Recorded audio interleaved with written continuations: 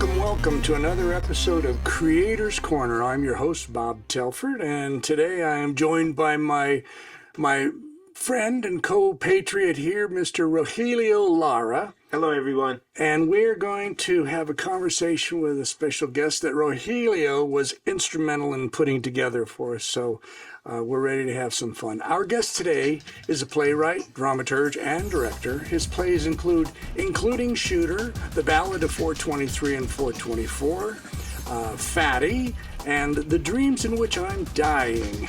He has directed at San Francisco Playhouse, Moore Park College, SFSU, and others. Dramaturgy includes Center Theater Group, San Francisco Playhouse, Berkeley Rep, South Coast Rep, and Theater Folk.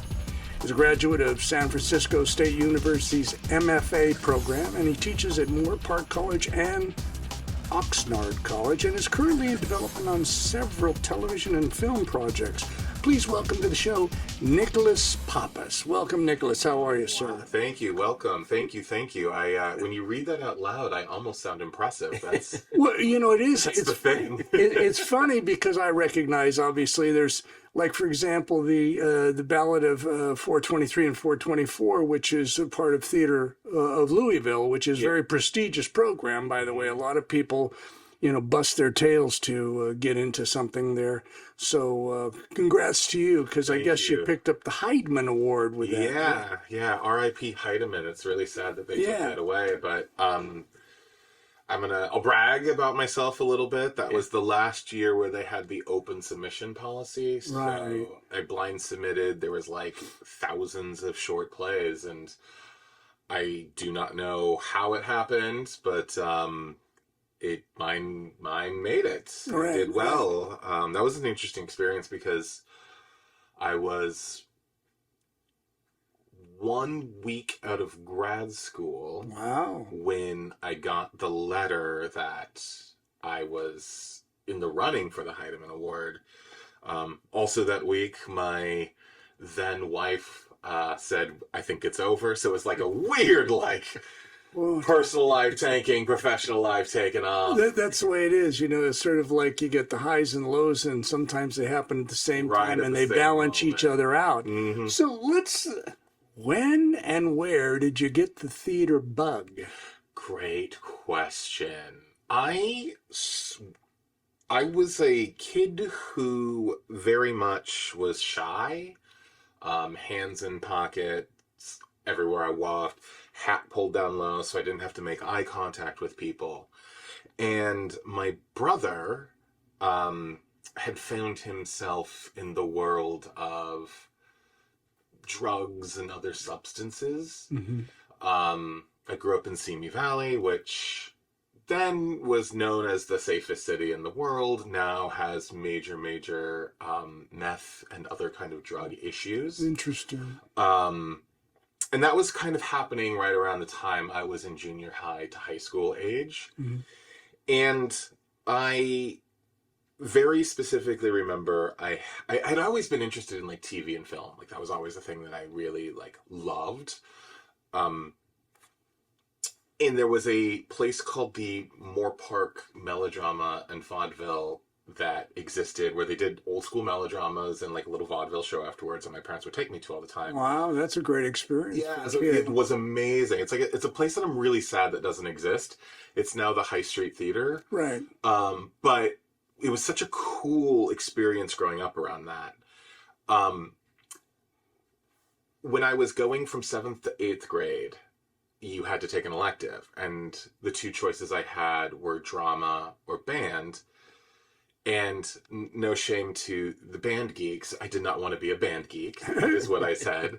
So I signed up for drama. Oh. And that really kicked something off inside of me where I realized performance in and of itself was something that was fascinating to me. Right, sure. And then I went and saw Ragtime at the Schubert Theater when that still existed in LA. Oh, right, yeah. And my parents had gotten front row seats. I was 15. And that big opening number of Ragtime where there felt like 150 people on the stage. And there's a scene in the play where there's a car driven out. And I was so emotionally affected, and it felt so big. it was that moment where I went, oh, holy shit, that is what I want to do for life. Yeah, large musicals can have an impact on everybody, but kids especially. It's for me. I think it was Mary Poppins or something. Really? Like that. Yeah, That was the... and seeing them flying across the stage and going, I want to do that. I want to fly. And it's fascinating how in a child's mind. It's one of those things that just it's amplified because of that. So. Rogelio, you are a student at Oxnard College, which is how you met Nicolas. Yes. And so I guess the thing that I want to address, and you can jump in on this as well, and that is, what is it that you like about teaching? That's a great question. There's a bunch of things that I like about teaching, and weirdly, they're all sort of selfish in a weird way, right? So, I love the idea of taking something I love in and of itself, writing, dramaturgy, directing, the idea of theater, the idea of TV and film, and sort of sharing that with students. Gotcha. When I went to school at San Francisco State in the grad program, it was an amazing program, but I kind of realized that the newest play that I had read was Angels in America. And at that point, that play was almost 20. I was just going to say, what was it, 80s? Late 80s, early 90s when that came out. And I went to grad school through 2006. Right.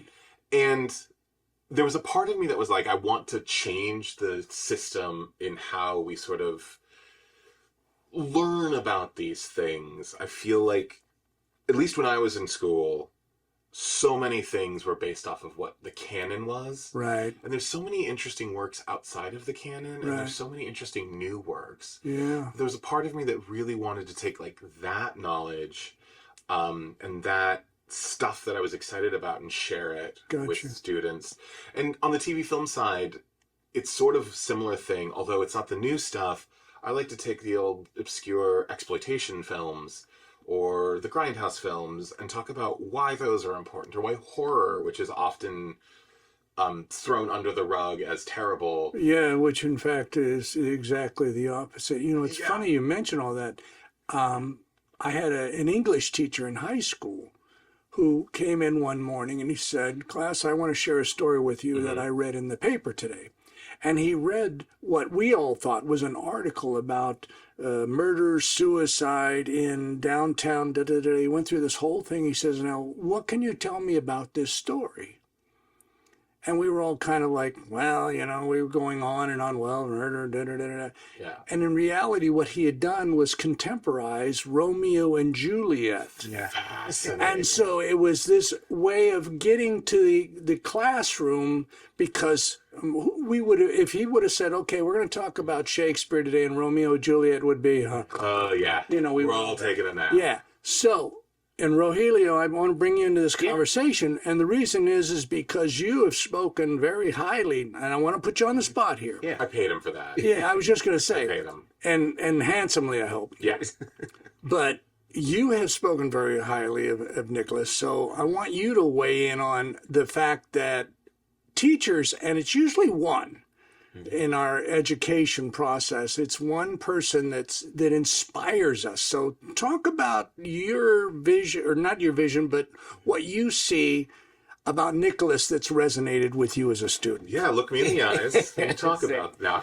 So, there's several things that come to mind. One of them, and this is going to sound, I don't know, trite is the right word in this environment, but it's a safe place, and that is so important for beginning actors. I'm an older guy with a lot of the younger students, and I'm a little bit more, I've taken acting classes in the past and that sort of thing, so I'm a little bit more comfortable in a performance situation. I enjoy improv, but there's a lot of these, and I'll call them kids because I am much older than them, who are just getting out of their shells, and they need a nurturing environment, a place where they can fail, a place where they can explore, and he does a great job of creating that.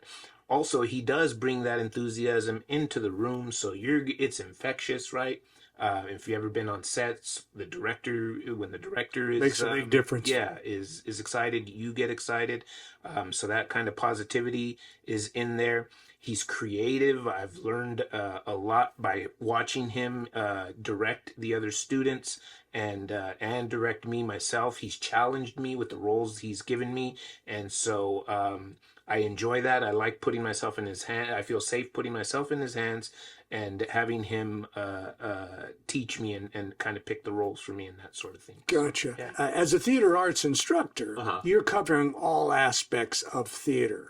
Yeah. So you're dealing with your students. You're running them through the paces as far as acting, and do you get into directing, and do you get into writing with them as well, or is it primarily focusing on the performance aspect for them so that they can go off to the next instructor who can just say, "Well, he told you what?" Yeah. That's yeah. So it's interesting because the Oxnard Theater program is brand new. This is the coming semester is the 4th semester. Really? Of existence. Yeah. So it did not exist until just a few years So ago. like, yeah, they hired me to start the program. It's fascinating. Yeah. So that in on its own is its own. That's a whole other podcast today. But so we're actually at an interesting transition point because up until this semester, it's really only been acting, intro to theater, and then me directing a play. Starting next semester, we're going to fold in a playwriting class. Oh, cool. And then the semester after that, we're going to fold in a script analysis class and probably a directing class. Right. With the goal being that the plays that are written in the playwriting class will actually be performed in the spring by, written by students with me guiding what a great along opportunity the way. for them to, flex their muscles in Yeah. different ways. That's kind of what really kicked it off for me as far as the transition from, I always thought I was going to be an actor. I did that. I was a working actor in San Francisco while I was going to school, but every part I was going out for were things like fat guy who gets wedgie, obese man. And, I know the way I look, so I was willing to go forth with that and just let it be what it was. Right. But there was one week where, again, this is weird, I feel like there's pivotal moments in my life where it's two things happen. It is sort of fascinating how we Yeah. go, wait a second. Oh my God, I forgot about Yeah, that. and exact 100%. But essentially, I went on an audition where afterwards the director said to me, "Oh, that was great. It'd be really funny is if someone is who looks like you, is just as fat as you are, runs on a treadmill in tidy whities, and you're getting slapped by a fish or a pickle. How's that sound?" And I was like, "Yeah, awesome. Anything to get the part, right?" And I walked out of the room and I was like, "Oh, wow. Do I have dignity?" Yeah. And I'm not sure I do, but at that moment... It's funny you mention that, yeah. Yeah, at that moment, there was something. And then, at the same time, I was double majoring at San Francisco State in both performance and creative writing. Got it. And the head of the creative writing program basically said to me, "Listen, if you want to do playwriting here, you're in. All the teachers here, we like you. We see a lot of potential in you. And that's a great step for you." And I always thought of writing as a thing I did on the side and acting as the main gig. With the running in a tidy whities, getting slapped by a fish or a pickle versus here's a spot in a program that only admits 3 or 4 people a year. Right. I was like, you know what? Maybe I'll flip that. And that's sort of where the playwriting kind of went. And that's sort of how that was introduced. Right. But I started writing originally because of a program where student written and directed plays were put on with students who, let's be honest, were far too early in their writing processes to actually have their work performed. Right. And I was one of those students. But the thing that I learned from that, I learned more in that one act writing program, I was at Moore Park College, than I did doing any of the main stage shows. Interesting. It's funny you mentioned that because a very, very good friend of mine that I've worked with over the years, who is a writer now, and he and I have done a number of projects together. He started off as an actor as well, and he's heavy. And the thing was is that he found himself not being able to find good monologues to perform, and he thought, well, wait a minute. If there's not one out there for me, maybe I should write one. And he wrote one, and for some reason or other, because of that, he was so locked into it that he was able to go and do that, and everybody just loved it. And he said, I found my calling. And it's funny how the industry, or not the industry, but how our careers take very serendipitous paths. I mean, you've had many. I had a very similar experience where I remember being in the Hole in the Wall Theater in Hollywood, and the guy who was directing it said, "Oh yeah, no, for your headshot, you should wear a wife beater and emphasize the pock marks and I was just Typecasting. yeah." And I'm looking at it and I'm like, The Edward James Olmos. yes, Jimmy Smith's rap. criminal, Yeah. right? And not even Jimmy Smith would be nice. He's a good-looking guy. That's you know? true. That's... But the Edward James Olmos, and not even Edward James Olmos, No, Machete. but the Danny Trejo. Yes, Trejo. the criminal type, Yes, the bad criminal. guys, The wife beater and the whole thing, and I was like, "This is what they got for me." Thank God that after that, the DSLR thing started coming everywhere, and they're like, "You can make your own movies." Yeah. I used to be a dungeon master, so I was like, "Oh, didn't know that. yes!" And so it totally fell right into my lap. I was Amazing. like, okay, Right. I'm going to create one where I'm the hero. It is fascinating. I think about it, and typecasting can be a great tool, as opposed to a lot of people go, "Oh, I'm so sick and tired of being typecast. I'm so sick and tired of being typecast," and they just presume that they have absolutely no power. Yeah. It's like, instead of shopping your scripts around, they're saying, go out and make a short. Kind of like what Billy Bob Thornton did with, Sling Blade and some of the other filmmakers that have done shorts, even Robert Rodriguez and stuff like that. And the bottom line is that if you sit and wait for that phone to ring, Right. it's probably not going to happen. And the same thing could be said when you talk about typecasting. Yeah. Back to... I had a question for you because it dovetails right with that. Sure. We all kind of operate in this business that deals with fantasy in a lot of ways, and a lot of youngsters coming up, they see it as a fantasy. They're like, you can't make money. They're being told you can't make money at that. So what's your message to these students who are coming up and who see this as a hobby and not really a career? You mean in theater, writing in theater? or film? Or anything? Because a lot of people, theater, there's no money in theater. Yeah. But it can lead to The next. So go ahead with the question that Rogelio asked you. That's so. I think going back, and it's interesting that you say that, because that kind of goes back to your question of why teach. There's that selfish aspect of, I think when people think of success, they think of, if I'm not Brad Pitt, if I'm not Leonardo DiCaprio, if I'm not Sydney Sweeney, if I'm not the biggest name in the world, Right. I am not successful. I think Danny Trejo is an interesting person where, if you look at his IMDb credits, he's done, I think at this point, 500 movies. Yeah, it's crazy how many credits he's got. So many. And he started late in life. For me, all of the money that I make, my wife and I just bought a house, has come from, in one way or another, theater or TV and film. Right. I teach, but I'm teaching theater and TV and film. So when I think of when 17-year-old Nick probably looked forward, he thought he was going to be Big star. Yeah. And that in some ways is a mistake, because that is a thing that is you could be the most talented person in the world. I have a lot of students who are incredibly talented, and I would tell all of them, you're not going to be the next Tom Cruise. I love you. I want that for you.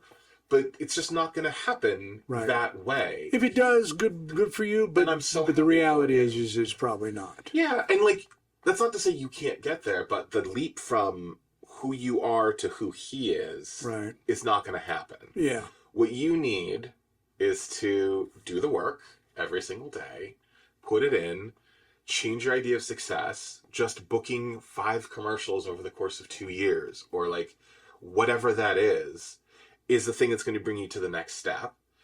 And if you can pay your rent, if you could pay some food, like for some food, even if you're doing a day job, that to me is a form of success, because you're doing the thing that you love. Yeah.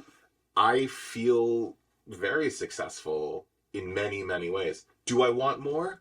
Absolutely. Well, we all want more. I mean, it's funny you mention that, because I, for almost 50 years, have made a living in the entertainment industry, either as an actor or a director or whatever. And the bottom line is, I bought houses, raised family, did all of those things. And yet I can walk down the street and nobody's going to recognize me, which I can tell you right now, I do not want to be the person, because I've hung out with those people. It's not fun. And it's like, it's no fun, because you give up your entire life for that. And it's just, I mean, let's be honest, it's not all it's cracked up to be. No. The word dramaturge. Yes. Now, I can tell you right now, nobody out there listening has a clue what a dramaturge is or does. So please enlighten the audience. Yeah. So this is a funny question that you asked that, because I'm also 90% sure if you ask a bunch of people who work in theater, you get a bunch of different I will answers. not disagree with you on that one at all. But I will give you the way I look at it. So there's essentially 2 kinds of dramaturge. There's the production dramaturge and the developmental dramaturge. Yeah, most of the ones that I know of developmental. Developmental? Yeah. So production is where, and developmental is my bag, so I'll get to that. I'll save the best for last. Okay, good. All right. Production dramaturge is the person who sort of becomes the expert in the world of the play, right? So if you're doing a period piece, they're the ones who do all of the research to find out, like, oh, in the 1970s, a lapel looks like this. If your play takes place in the 20s, the hemline would never be that long. They only use 3 buttons. That didn't exist, this, that, or the other thing. And they really give you the background of the world, the politics, the writer, what the writer's probably trying to get at, all of that stuff that sort of helps fills in the context of what the play is. So I did dramaturgical work on Other Desert Cities when I was at Center Theater Group, and I spent probably 3 weeks at the Ronald Reagan Library, because that play, in that play, one of the main characters is an ambassador for Reagan. Oh, gotcha. Okay. So I just did a lot of research into all of them. You need to delve into that, who this probably is. And it's interesting because some of the actors were really excited. One of the actors, I gave him a whole packet that was probably 100 pages, and he goes, "What the fuck do I need this for?" Yeah. And that's generally the reaction you're going to get. The last thing they want to do, on top of learning their lines and blocking, etc., is to go through and go, why do I need somebody else who should be taking care of this? Yeah, but well, if they want to be Tom Cruise, you got to do the work. 100 pages. It's funny. It's great. Theater. Dedication to detail is something he's well known for. It's so important. Yeah. But then there's the developmental dramaturg, right, who is also what I would call an expert in the world of the play. They are the ones, in my opinion, who protect the play from everybody, right, including the writer. And I know that sounds bananas, but I've had hundreds of incidences where I'm working on a play with a writer, and they'll be like, "It's about this," and they'll come up with this huge thing, and I'm like, "That is awesome. That's not on the page. Exactly. Let me reflect to you what's on the page." And the way I think about it is, they're the ones who ask the questions, delve into character, and sort of hold up a mirror of the play to the writer that's actually accurate to what the play actually is, not what the play aspires to be. Right. And helps either close that gap or helps spin that gap. Mm-hmm. I've had incidences where I'm working with somebody and they are insistent that this is what the play needs to be. And I'm like, great, how do we make it that? And then we do whole draft rewrites. Right. Page 1. I've also had incidences where I go, "That's awesome. Here's what's here." And the writer goes, "Oh, shit, I like that more. Let's go down that road. Yeah. Which, by the way, you're not supposed to be doing the work for them. You're supposed to be encouraging them to find the thing. Yeah. Well, and in no incidents, I don't think I do the work for them. Good for you, yeah. Because I have my own stuff to write. I don't have time to write anyone else's stuff. Right. But I love having a good dramaturg around because, like, they can then help somebody understand what's here, how to get it to the next steps, push it forward, and actually create whatever it is that they're trying to create. It's funny you mentioned that. Go ahead, Roy. Is it a difference between like a script consultant and a dramaturg? Because earlier when you're talking about the developmental one, it's looking like it's you were talking about the wardrobe and making sure that the setting is right. But later That's when production. you talk, that was the production one. But then later it looked like it was more like a script consultant telling them, hey, the story is. Yeah, so that's actually an interesting thing. I think script consultant is more of what I would call like a TV film. They'll have the conversation of like, this is an awesome ending, but it's not working. Yeah. How do we make the ending work? And they're also the ones who, this is one of my favorite things about writing is sometimes how we fix issues isn't the note itself, it's the note behind the note. Right. So a dramaturg might be able to be the one who says, look, the ending's not working. And then the writer, like a writer could then go and work on a new ending and try and never get it right. Right. Whereas a good dramaturg would be like, the ending's not working, and here's how we get the ending to work. In scene 2, add this line. So by the time we it can be a very simple line change. Yeah, it pays off. It does. It's amazing how simple it can be. How does one know when a script is ready?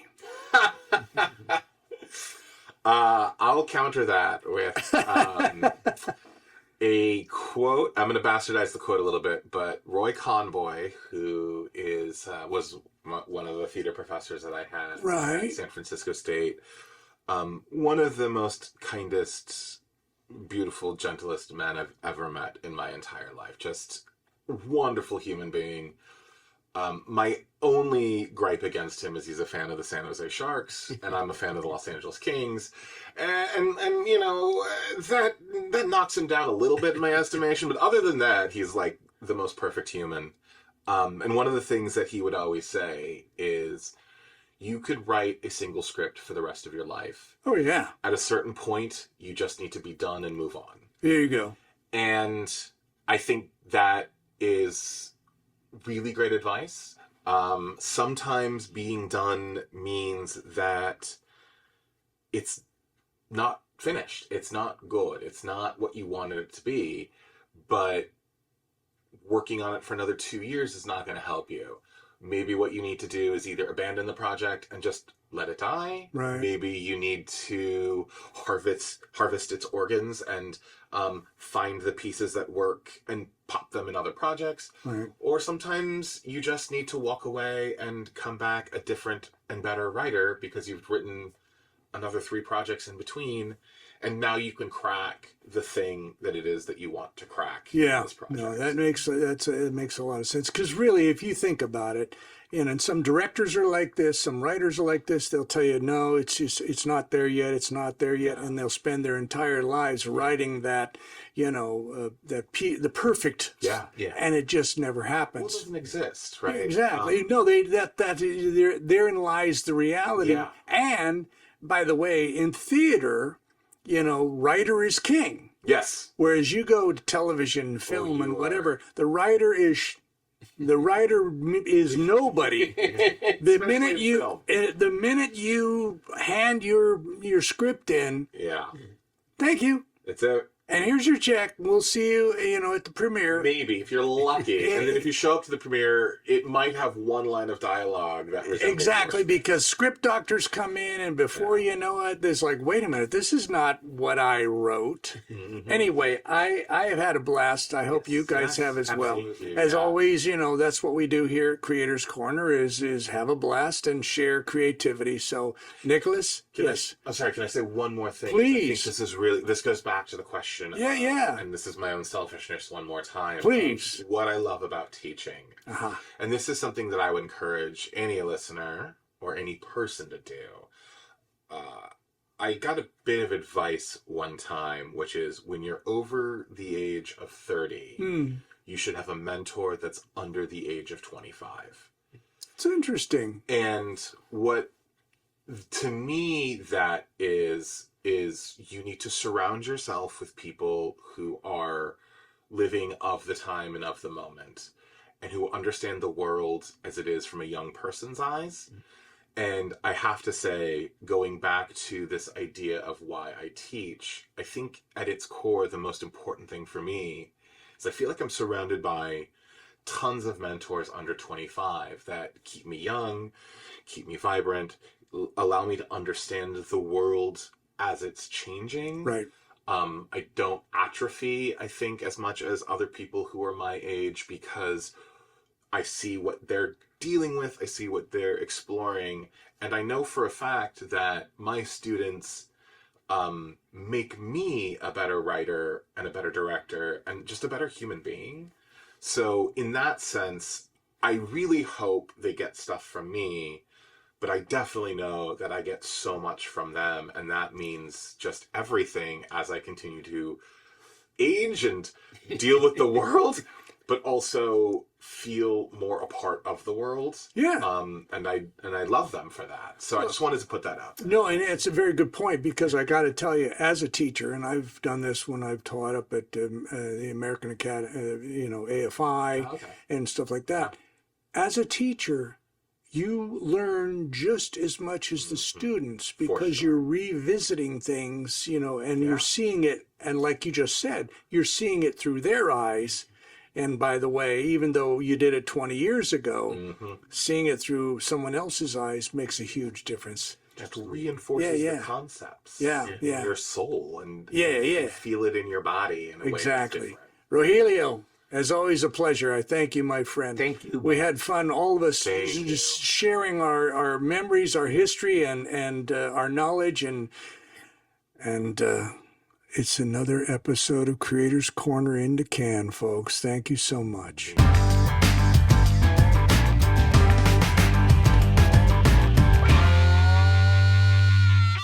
Purple cow. Moo.